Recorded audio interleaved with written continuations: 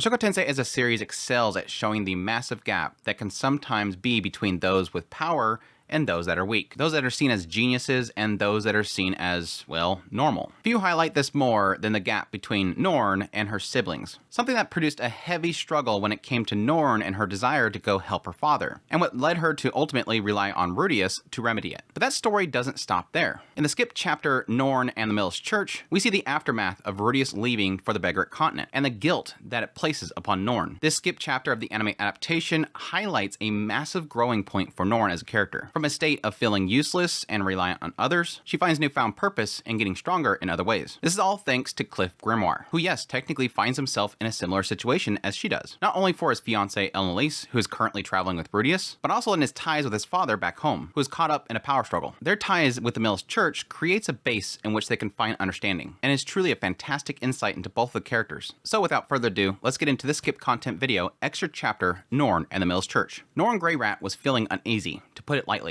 A month had passed since her brother Rudeus left to travel the Beggar continent, and life in the city of Shiraya was peaceful as ever. It was hard to believe that most of her family was in danger in some strange, far-off land. Still, Norn's heart was troubled. There had been no word from Rudeus, of course. Not that she'd expect there to be. What was he going through right now? Was it her pestering that had driven him out there to face dangers he was unprepared for? If Rudeus died, Sylphie would be devastated. She'd weep and weep, holding her fatherless child in her arms. Norn was just a child herself, and she might not be as sharp as her sister. But even she understood that Sylphie's brave smile was only an attempt to hide her real feelings. Deep down inside, Sylphie was suffering even now. No matter how talented a magician Rudeus might be, there was still the possibility he'd die on his trip to the Beggar continent.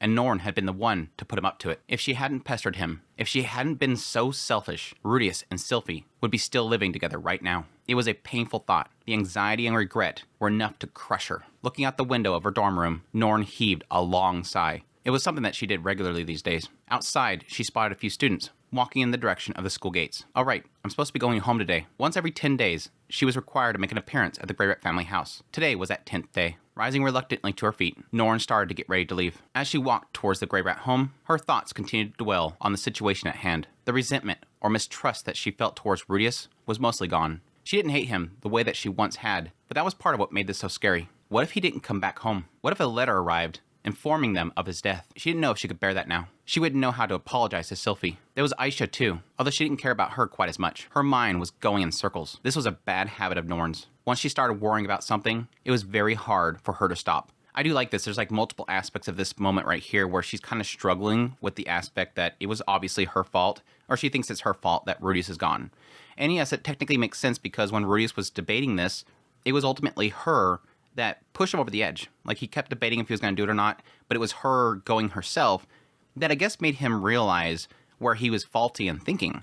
So again, it's not necessarily that she pushed him, it's that she just made him realize. But additionally, there's also an aspect here where she's like, I no longer hate him, but that's what makes it scary because now she actually cares for him. She doesn't want something to happen to him. And yes, it also gets in the aspect that she has a problem with the fact that she has a bad habit of constantly thinking about something and it ruins everything else, which makes me kind of consider when she first arrived here and she was going to school there, I wonder if that worry that she had was ultimately affecting her grades. It like compounds on itself in the idea that she can't live up to the expectations people have that she be as great as Rudeus, and because she's worried about that, she can't actually study to get better to meet those expectations. Noticing something out of the corner of her eyes, Norn came to a stop. She spotted a distinctive building standing at the end of a side street. Back in the holy country of Millis, buildings like this were a very common sight. Every section of the city had one of its own. But since leaving that land behind, she's seen very few of them. Is that a Millis church? I didn't even know there was one in the city. It wasn't built exactly like the churches in Millis, so it felt a bit odd to her. But its white color and basic design still made its function obvious. Come to think of it, I haven't said any prayers lately.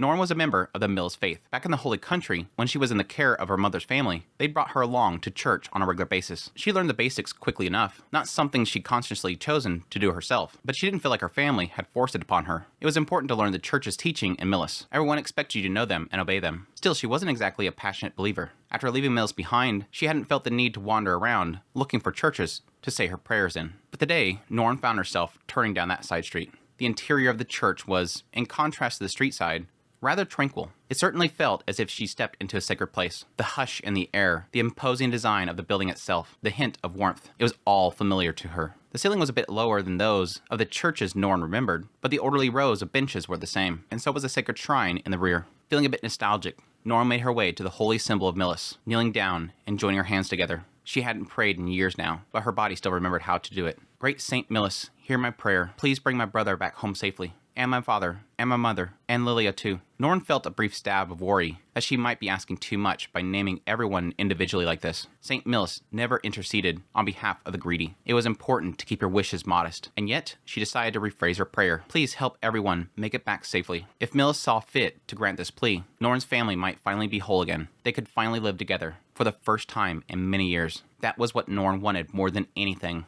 In fact, at the moment, it was the only thing she really wanted. If even that is asking too much, she wasn't sure what she was supposed to do. By the time she finished her prayer, Norn was feeling a bit better. Maybe the atmosphere in the church was nice, or maybe she managed to sort out her thoughts by putting them into words. Either way, she found herself thinking, I should come again. Norn attended her classes, did her exercises, and then headed to the church after school. This soon became her new routine. When she prayed, she always felt a little better afterwards. It felt as if she was doing her part somehow. But then, one day, something gave way inside her. Please, let everyone come back safe. When she murmured the same words she always did, a tear trickled from her eye. It ran slowly down her cheek before dripping off her chin. A second followed, then a third, and all of a sudden, the dam had broken. Norn knew, of course, that this was only consoling herself by coming here. Praying made her feel like she was doing something, but she wasn't really. There wasn't anything she could do. That was how things had always been, and it was how things would always be. She was powerless, and she knew it. Sniffling, Norn covered her face, although there was no one here to hide it from. She felt pathetic and frustrated. She hated how useless she was. Yeah, that's the sad aspect of this whole thing, it is basically the idea of understanding that what she's doing is praying is not really doing anything. Because again, she noted before, she's not like a massive believer. Like, she doesn't like fully believe in this and devote herself. So coming there, she is confessing and whatnot, and she is praying to Millis, hey, please take care of my family. But she doesn't really truly believe it herself. And so in the end, what it turns into is I'm powerless and I felt good doing this. But in the end, I realize it's not really doing anything. It's just consoling me. It's making me feel better. And she feels frustrated because once again, she's normal. She's not all powerful. She's not like Rudeus. She just can't go over there and start blasting things. All she can do is this. And she feels weak and pathetic. Once again, another aspect of Norn where she just feels inadequate. Just like when she was at school and she shut herself in, it's because she's not as good as Rudeus. And here it's because I can't help anybody. And even before then, when she first departed from Paul, I want to help him. I want to go to Beggaret with him. But then Rajurd's like, no, you can't. You got to get stronger first. Why are you crying? The voice seemed to come out of nowhere. Startled, Norn looked around the church. She thought she was alone. There was a priest who ran the place, but he often wasn't around at this hour. That was why she usually had the place to herself. But today, there was someone else here. A young man who had just emerged from the confession booth. He looked about the same age as her brother, Rudeus. His hair was long enough in the front that she could only barely make out his eyes. Something about the way that he looked at her made her think that he was a headstrong type. Who are you? The young man frowned irritably at the question. What?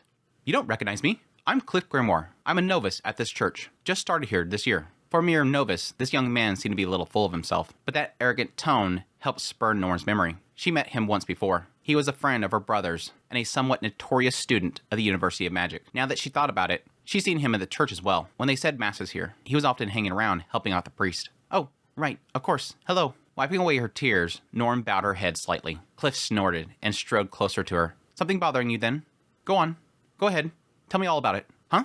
If something is making you miserable, I'll deal with it for you. You have my word. Norn was honestly just confused by this sudden offer. This man was her brother's friend, yes, but the two of them were basically speaking for the first time. But I think you may be aware, but the woman Rudeus is traveling with is my wife. I'm worried about her too, of course, but I have faith in Rudeus' skills. I'm confident that he'll keep her safe. So for my part, I have an obligation to protect his family here in Shariah. If he risks his life for Lise, I'll do the same for you and your sister. Now it made a bit more sense. Norn had known that this Ellen Lise woman was once a part of her father's party, but not that she was married. It figured though.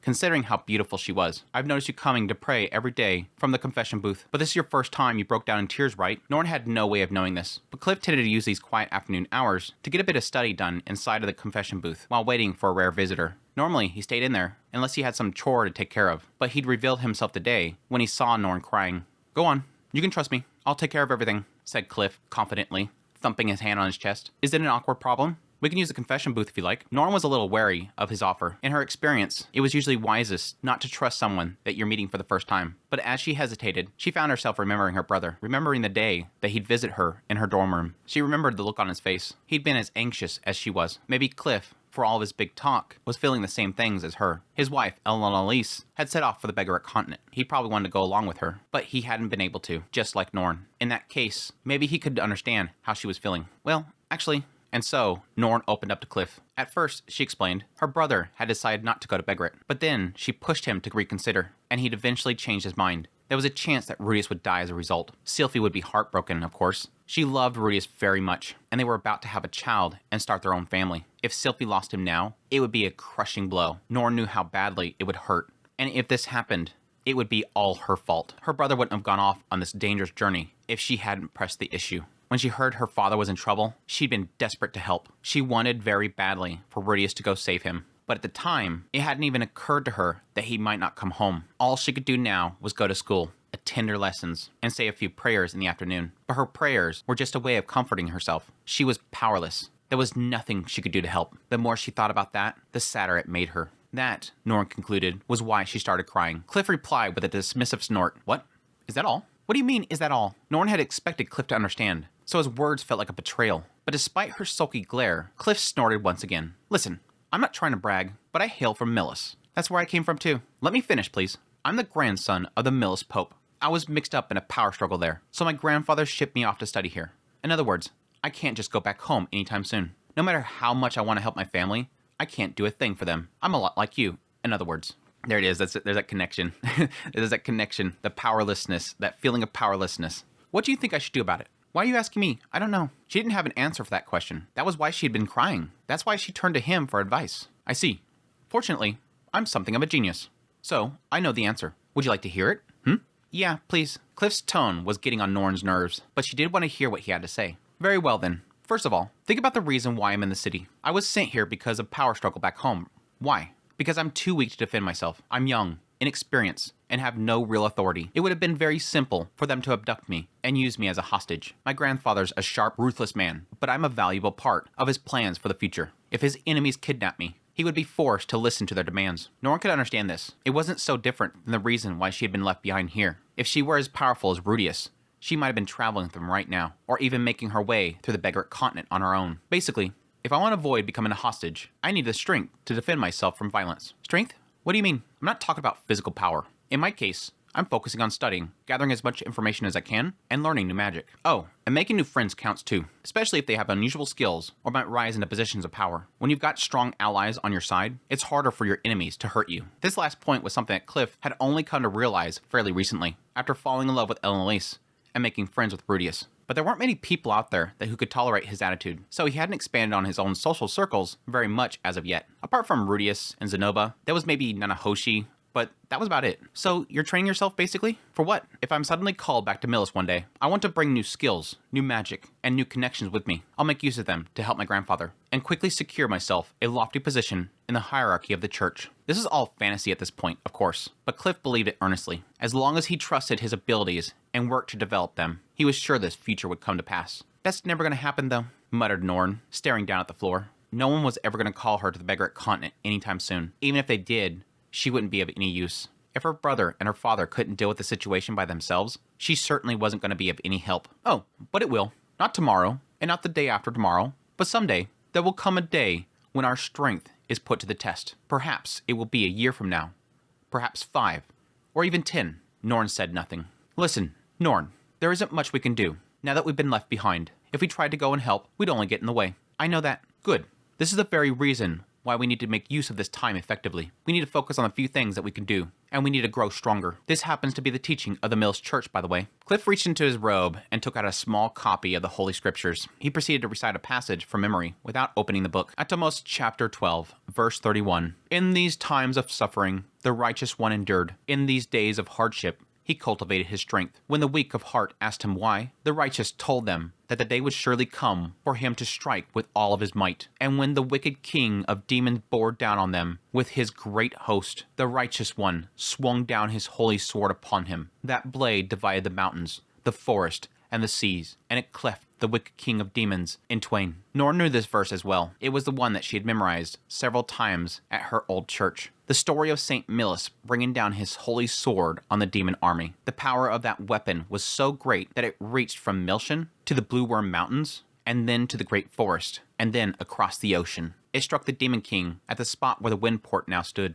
killing him instantly. The place where Millis launched the attack was now known as the Holy Sword Road. The stupendous might of Saint Millis is what most people remember about that passage, of course, but its true importance lies at the beginning. Even Millis himself was not omnipotent. He needed to bide his time and gather his strength before he could bring down the holy sword on his enemy. If you look to the history books, you'll read that the Millis army fought a great battle against the demons. On the northern coast during this period, the human army's commander was Peter Dolior, said to be St. Millis' closest friend, and he died in the fighting. Pained as he was by the loss, Millis kept his focus on the future. You mean he abandoned his friend? He let him die? No. Millis trusted his friend, and his friend trusted him. It was for that reason that Peter fought to the death to slow the demons' advance, rather than retreating in defeat. And thanks to that sacrifice, their shared dream of victory and peace was realized. With this emphatic lecture at an end, Cliff stared down into Norn's eyes. Now tell me, what is your dream? I just want my family to be reunited. I want us to be happy again. Then do what you can to realize that goal. Study hard and learn your magic. It would be a great relief to your brother Rudeus and your father, wherever they might be. What am I supposed to do after that? After I've learned what I can, Cliff nodded, having expected this follow-up question. Turning to the shrine where the church's holy symbol was mounted, he paused for a moment and then answered. In the end, you pray. St. Millis is always watching over us. If Cliff had been speaking to Rudeus, the mage would have probably rolled his eyes at this, but Norn wasn't like her brother. She was moved by these words. For the first time, she felt like things that she learned in church truly were meaningful. Her teachers back in Millis had always told her to end every day in prayer. It had seemed a bit arbitrary at the time. Why not begin the day with prayer? I think what it's basically implying here is the idea that you end every day with prayer because you do everything that you can during the day. And at the end of the day, you pray. And that's exactly what Cliff is saying to her right here, is do what you can right now, get yourself better, train yourself, learn yourself, and then after that's all done, pray. And it's exactly what she's saying there. They always told me pray at the end of the day, so now it has meaning to her. Suddenly she realizes, I have to do what I can during the day, and then pray. Don't pray for Millis to do something for you for the day. Do something. Get up. Strap the boots on. Go. And then at the end of the day, pray. It's a really great message in the idea that even with Cliff here, he's very much so realized that it's not so much about always praying and waiting for Millis to do something. It's about doing something yourself, getting better yourself, and then pray for Millis to guide them. But now she understood. There had been a reason for it after all. I think I understand. I'll focus on what I can do for now. I'm very glad to hear that. If you run into any trouble or need help with your studies, feel free to seek me out. I'm usually here at this time of the day, but you can also find me at my laboratory on the campus. All right, Norn left the church that evening in a newly buoyant frame of mind. She had a goal now. She would follow the teachings of her faith and grow stronger in her brother's absence. It wasn't much, but it was a start. And that is the chapter. Cliff is such a good boy. Cliff is such a good boy. I just absolutely adore Cliff. He's so great. But yeah, like I said before, there's so much in here about the two of them, how they connect, how they relate in a lot of ways. They're both kind of going through similar things. The idea that Cliff had to leave home, he was sent away from home because he wasn't strong enough. He'd become basically just somebody's hostage, and it would ruin his grandfather. Then over here you have Norn. She so badly wants to go help her father, but she doesn't have the power to do so. She had to be pushed over to here, and she can't do anything. But again, what brings them together is the church. They both have, obviously Cliff is very devoted to Millis Church. Norn over here just attended and learned things about the church, and eventually is now applying that to her life, but she's not like a focused and devoted follower of Millis. But they come together because of that. And because they both understand the teaching, she just doesn't understand it fully. He fully understands it. He's able to kind of give her guidance based on what she knows, and she goes, oh yeah, I remember that. We talked about that. Oh, now it clicks. Now it makes sense. And again, what I like about it is it's not solely focused on the idea that Cliff is just going to tell her, trust in Millis. Look at what it said. Millis tried so hard and built himself up. He built himself up while others were doing the fighting until eventually they can become useful and then they come to the front line. Now, yes, there's an obvious tragedy here in the idea that she's noting, so she let her friend die. Well, no, they trusted each other. Again, Norn, trust them. You can't do anything but actually trust them. Trust them to do what they're doing while you get stronger. Yes, there's a chance that Rudeus could die, but you need to get stronger no matter what, so that the moment you can do something, you can do something. What's the point in worrying about if Rudeus is going to die or not when you're not getting stronger for the next time when they're going to need you? That's the important thing here. Again, I like the fact that it's faith-based, and it's all about Cliff and his belief of Millis, but it's also pushing her to herself get better. You can't say, Millis, make me stronger. Millis, make me a caster. You have to do it. Do what you can right now and be ready. I'm a prime example of that. Cliff is saying, literally, look at me an example. I know the answer. Yes, I love his attitude. He says, his high and mighty attitude. I have the answer. Want to hear it? Yes, tell me the answer. He's been dealing with this. He's been dealing for a long time what Norn is now having to deal with. So it works so well in the idea that he can give her that advice. I had to leave home, and now I'm getting stronger. And now I'm not physically strong. Cliff is saying, I'm not physically strong, but I'm gaining connections. I'm training my magic. I'm researching. I'm getting smarter. And yes, he sucks at the whole connection thing. He's trying. But he at least understands how important it is now because he's seen Rudeus and the connections that he has. So it is a proxy thing there that he's making connections through other people, but he at least sees the importance of that until one day he can go back.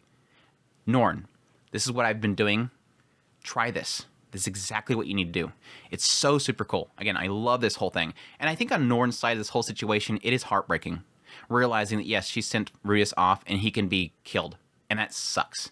And again, that anxiety she has because now she actually doesn't hate Rudeus and doesn't want to see that happen. She wants to see Rudeus happy back home with his wife and his child.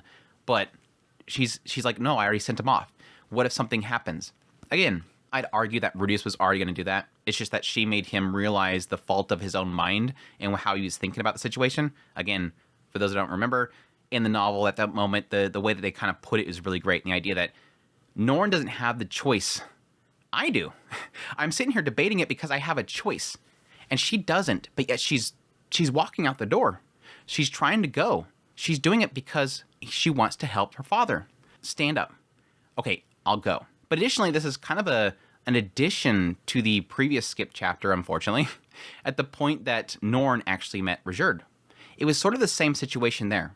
She wanted to go with her father, and she's throwing a fit. She runs out to the street, and she runs into Rajerd. And Rajerd tells her essentially the same thing. Kind of the same concept here is what Cliff had basically told her. From Rajerd's perspective, in that skip chapter, he was pointing out how his son was always at home wanting to join him on the battlefield. And he kept returning. The last time he went back to home, his son came up and said, I'm finally strong enough, father, let me go. But from Rajerd's perspective, he didn't want him to go. He didn't want his son to go. He wanted to protect his family.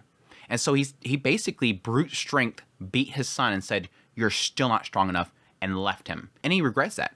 But it's still like that whole thing where he sort of sees himself or sees the same situation in Paul. Paul probably doesn't want Norn to go because she's not strong enough. And once again, right there was the same thing Cliff was saying here. He told Norn, you have to get stronger. Plain and simple. You just need to get stronger so that you can. And I think right here is where it's sort of applying that same mentality to now this mindset of with the Millis Church. And it's starting to click more for her. So I think those two chapters together are a really great combination to show Norn, I need to get better. I need to get stronger. And I think that's the great thing about Cliff versus Rajerd. When Rajerd says that, it might be in strength. I need to swing a sword a bunch and get super muscly. With Cliff, he's closer to Norn, the idea that he's not physically strong. He's not a Rajerd. He's not a buff person. But despite that, he's getting learned. He's getting connections. He's finding other ways that he will one day be able to help those that he wants to protect. Anyways, all in all, love this chapter. Super good. Cliff is great. Love Norn as a character. But that is what it is. I hope you guys enjoyed this skip content video. If you did, make sure that like button down below. Comment. Let me know if you like this whole segment. Make sure to subscribe if you're new to the channel. Additionally, if you like this content and you want to support the channel, I have a Patreon link, tips, links, so thanks, membership down below. Greatly appreciate what it does. And y'all take care.